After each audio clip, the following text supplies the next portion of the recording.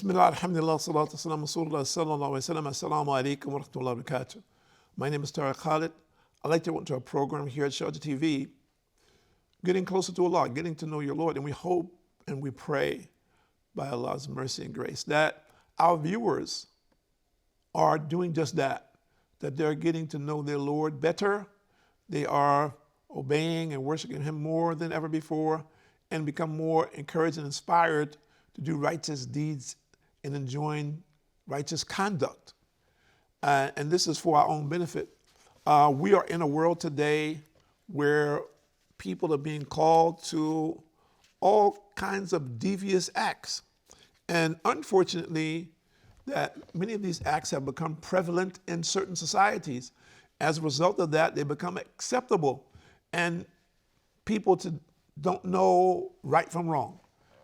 They don't know. When we say morality or values, they say, what do you mean by morality or values? What kind of values are you talking about?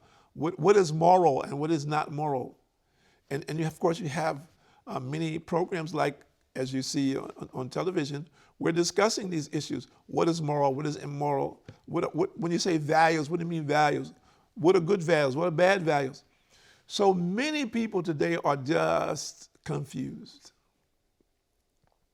They are just in total confusion about their lives, what is they want to do, how they should go about doing it, what is the criteria that they should use for themselves and for their families, how they should raise their children in accordance to what particular rules and regulations other than what is deemed by the society in which they live. If their belief system is that there is a higher power, there is a superpower, that there is a creator, there's a sustainer, and that you have to account to Him. There are those people, of course, that believe this in different ways. So as a result, personally, I've met many people who are confused. So we want to clarify the confusion, if we can, for those who choose to find the right path.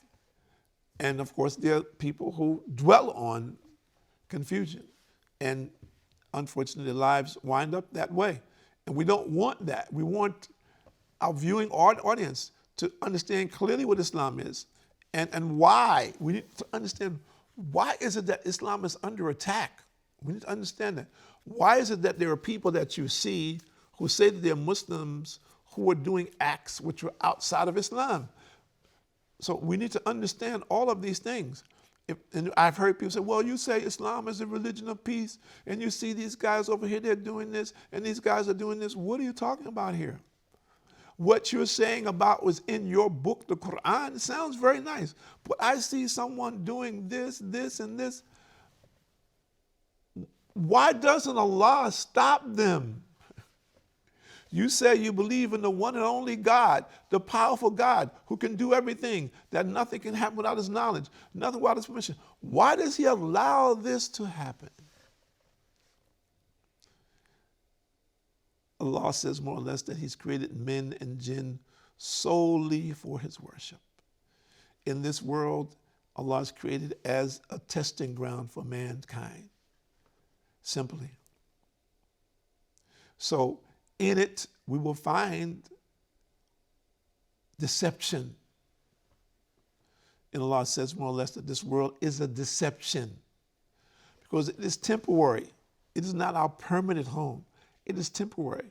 And in it is a test. How will you live your life?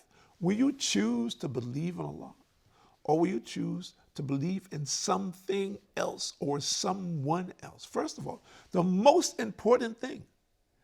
And we have millions of people who are following something that takes them away, clearly, distinctly away from Allah, which is the only sin which Allah will not forgive. Worshipping something other than Him. But there are very influential people who are leading people away from the belief in Allah on a daily basis. So that's the first thing. Secondly, people are influenced by Satan. He is doing his best to lead every human being to the fire. So he knows our mindset. He knows us internally and externally. So he feeds people information. He welcomes people and introduces them to other people who will help to lead them astray. And man surely is weak. So in many instances, men submit to their desires and they become engrossed in activities which lead them away from the beliefs in Allah subhanahu wa ta'ala. And when they're like that, many of them go to the darkest extremes, looking for some type of satisfaction or to be recognized by others. People said, well, but you said Allah is in control of all things. Yes, he is. But each one of us is accountable for our deeds and actions. We cannot commit an act which is displeasing to Allah and expect a reward from it. It's a sin. Whether we like it, don't like it, whether we accept it or reject it doesn't change the matter. If a person says, well, I don't believe in what you believe in. I says, fine. You don't have to believe what I believe. You have choices. But there is a criteria which you need to understand. And if you're not obeying that criteria, then you will be looked upon as those who are sinful, who are neglectful. And you will have to account accordingly. You will not escape. You may, in this world, escape many dangerous situations. But this, on the day of judgment, you will not be able to escape. So you need to listen, understand, and think about what steps it is that you need to take to prepare yourself before the angel of death takes your soul.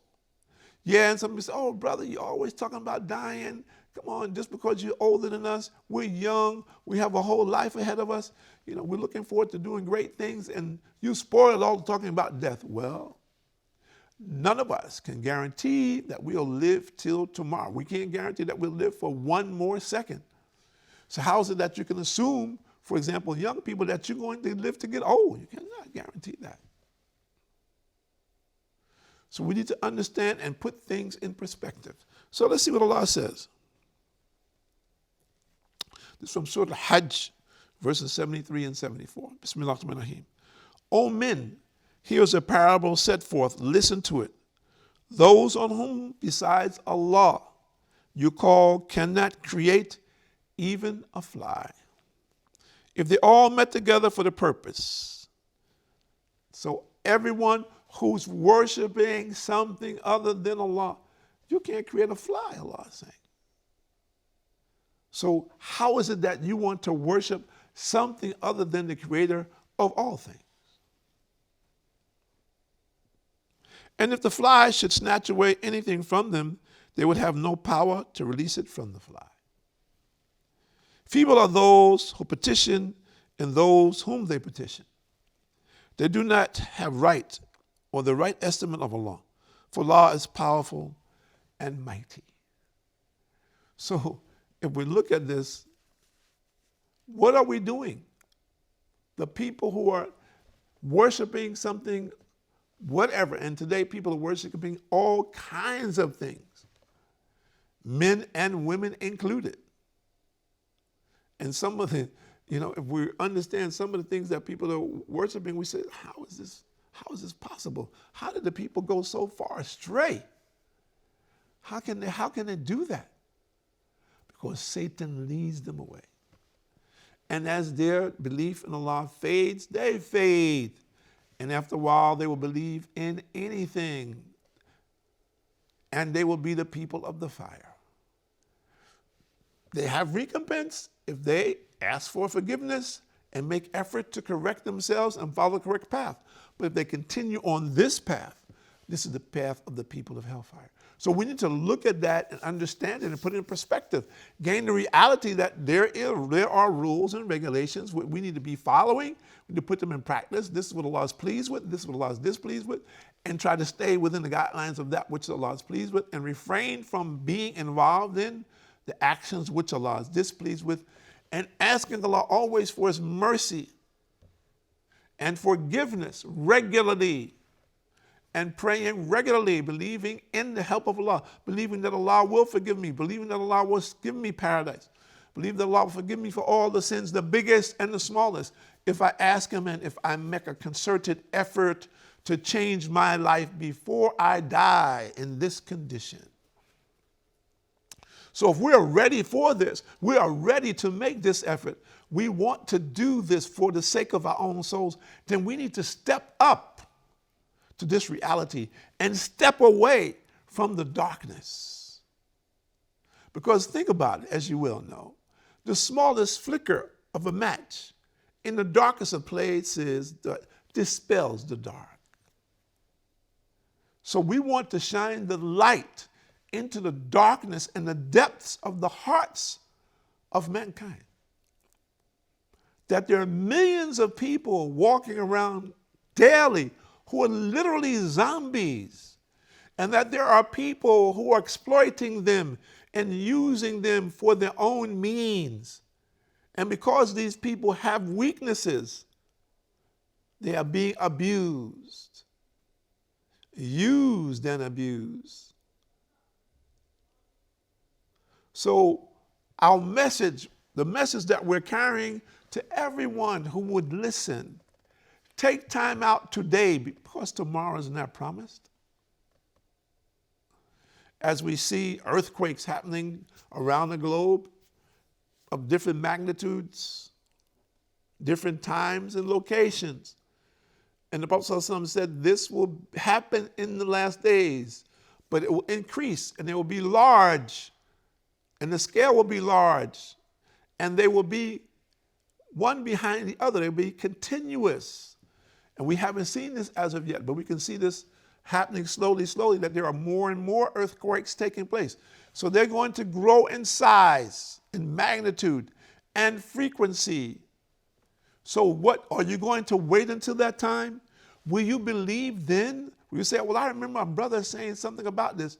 Oh, maybe now I need to believe before it's too late, before the ground opens up and swallows me, or something falls on my head.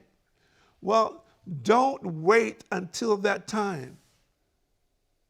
Pray, ask Allah to guide you, to show you clarity in relationship to your life and your existence in this time. Tomorrow is not promised. We are not guaranteed that we'll see one more second, but we have some clarification. We do have choices. And people says, well, you know, but I see the Muslims, they're very rigid, and in some places they're being tortured because they're Muslims, they're being imprisoned, their lands are being taken. What is that all about, brother? If I become a Muslim, is that going to happen to me? Am I going to be ostracized from my society? Are people going to attack me just because I'm a Muslim? I cannot guarantee that that will not happen. But I can guarantee what Allah has promised us. And Allah has promised the believers paradise.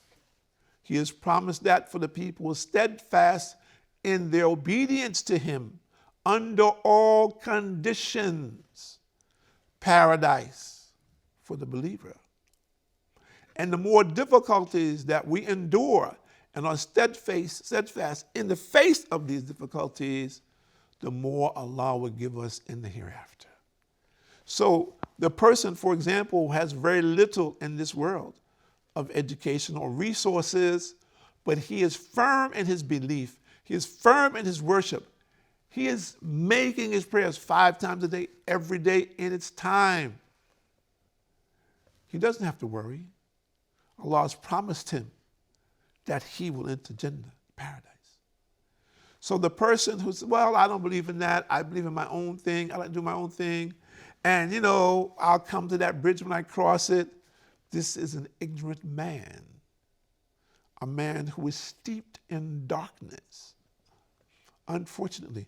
And this is not something that we want. We don't want the people to be in this condition. We want the condition of people to be improved, but you have to look. You have to search it out for yourself.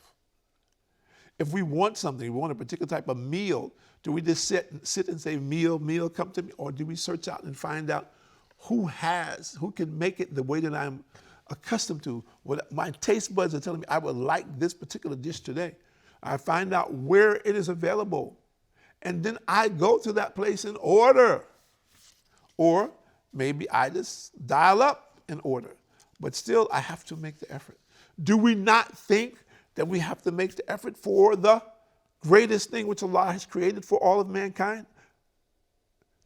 And for eternity for the believers? Do we think that we can achieve that without making a concerted effort? Is that very realistic? Is it fair? Do we not think that we should have to do something to get the greatest reward that Allah is offering, and that will be eternal? That we should not at least enjoin good conduct, forbid what is evil, invite others to good conduct. Is that such a big deal? Are we worried about what other people will say because we're not going with the status quo? We need to look at ourselves and see what is our present condition. Where are we going today? And of course, more importantly, what will be our condition tomorrow? We need to look at that very realistically. Maybe we can tell, maybe we cannot tell, but we can take it to Allah and ask Allah to ensure my future, that my future is the ultimate, and that is that I get to see your face. That I will not be among those who are punished in this world and punished in the hereafter, but I may be of those who you grant your grace, your mercy, those who will enter the paradise and dwell there forever. Think about it. Would you choose the way of this world versus that? Whatever your understanding, however limited it might be, the bigness of this world is nothing. And the Prophet ﷺ narrated more or less that the last man to come into paradise, his paradise will be 10 times greater than this world. The last man to come out of the hellfire and go to paradise. Think about it. No one's saying you have to go to hellfire. Make effort now. Change your life before it is too late. My name is Tariq Khalid. Thank you for doing this here at Sharjah TV. On getting closer to your Lord, getting to know your Lord now while you have time. Don't wait until tomorrow. Don't put it off until tomorrow. Take time out today. Tomorrow is not promised. Think about it. Make effort on it. Pray on it. Ask Allah to guide you. Assalamu alaikum wa rahmatullahi wa barakatuh.